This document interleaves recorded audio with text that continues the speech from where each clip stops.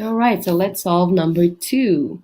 It says here P of x equals Q of x. So here's P of x, and here's Q of x. So here we can put P of x is 2/3 x minus 1. So I'm going to put here 2/3 x minus 1 equals, and Q of x is 3/4 x plus 5. So this is asking us to find the value of x that will make P of x and Q of x have the same value. So what x value gives P of x and Q of x the same value? That's what we're looking for. All right, so in order to solve for that, we need to isolate the x. Now I notice that there are two fractions. If I'm the one solving this equation, I will start by taking care of the fractions. It's easier for me to solve it when there are no fractions. So I'll take care of the fractions. But I want you to know that that's not the only way to do this. Some people might say, oh, I can add 1 to both sides, which is totally correct. Or you can subtract 5 from both sides, and that's also totally correct way of starting. Some people might do minus 2/3 x on both sides, and that's perfectly fine. Okay. For me, I'm going to start by taking care of the fraction. So to do that, I want to get rid of the 2/3 in the left side, for example. I might say, okay, I will multiply the left side by 3. And because I multiply the left side by 3, I have to multiply the right side also by 3. Because whatever you do to the left, you have to do to the right. Now, we can put a 1 underneath this. That's still 3, but it looks like a fraction now. Okay, and that will make it easier for me to multiply fraction to fraction.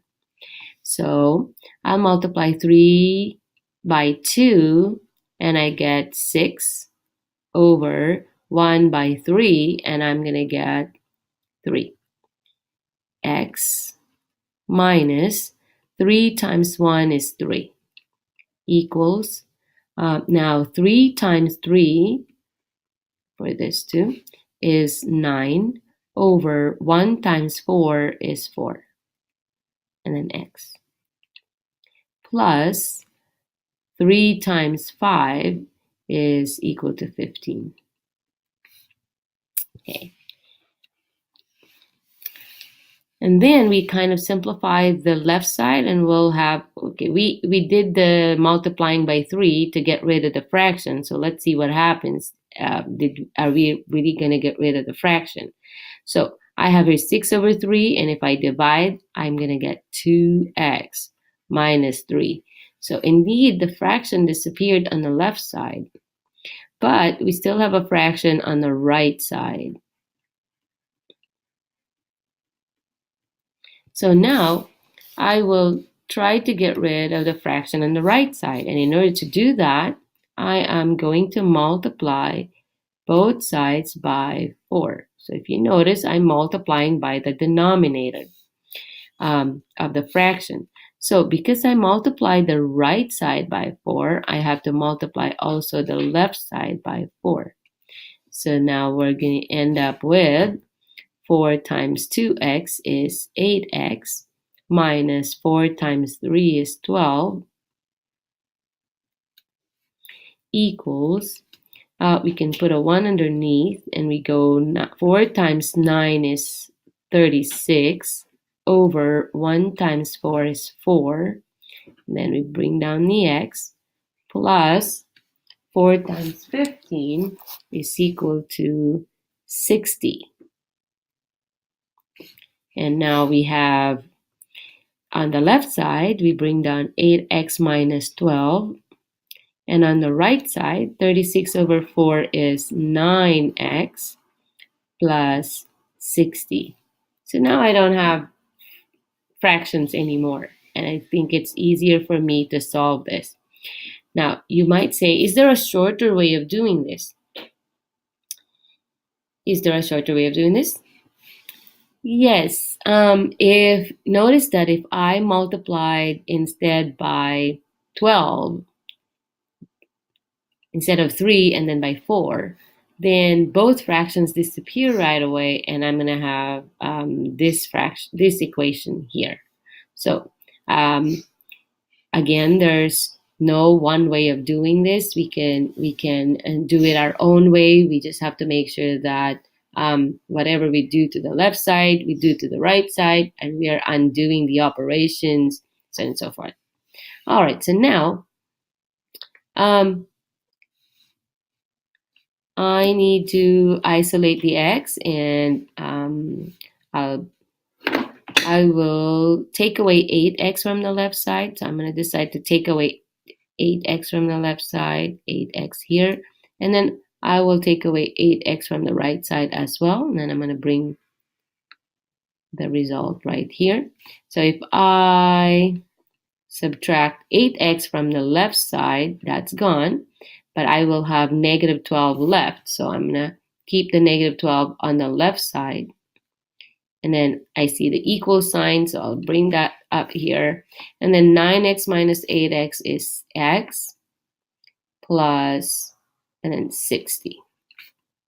Now, almost done. I'll just need to take away 60 from both sides.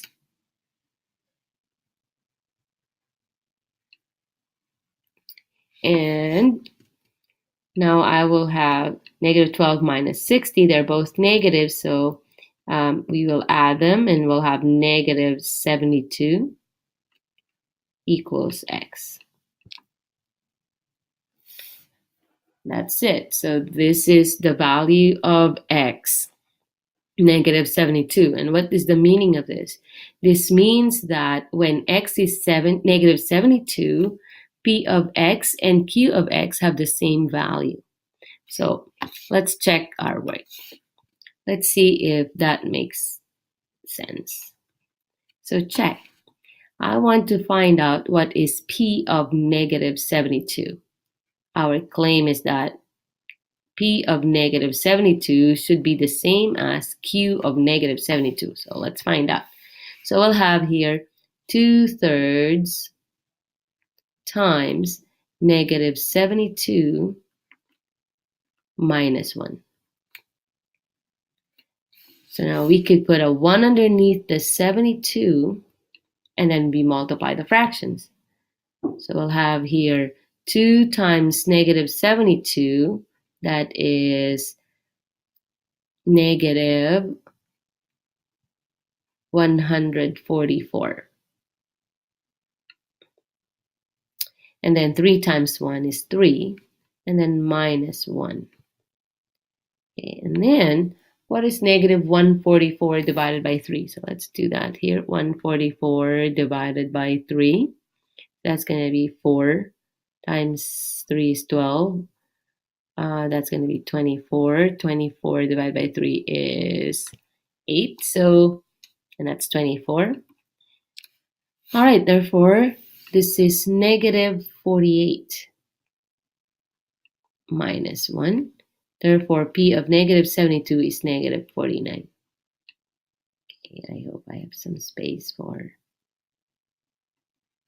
Okay, now we want to find q of 9. I think I don't have enough space there, so I'm going to bring it over here. Okay, so we want to find q of 72, negative 72. Okay. So q of negative 72.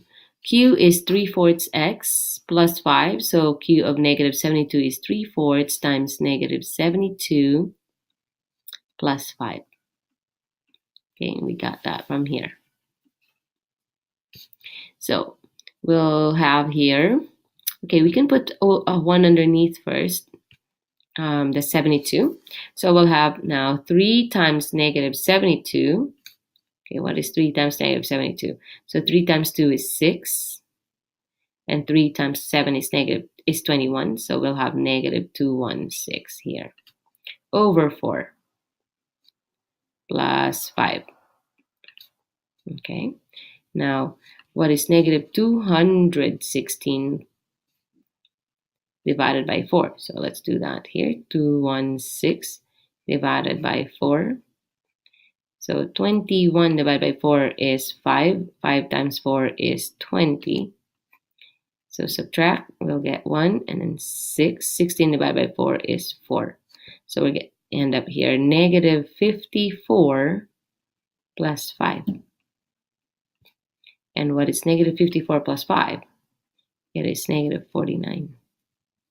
So Q of negative 72 is equal to negative 49. Let me just take this out of here to clean this up a bit. All right, so Q of negative 72 is negative 49. And P of negative 72 is also negative 49. So what does this tell us? This tells us that P of x and Q of x have the same value. They are both negative 49 when x is negative 72. So when the input is negative 72, P of x and Q of x have the same output.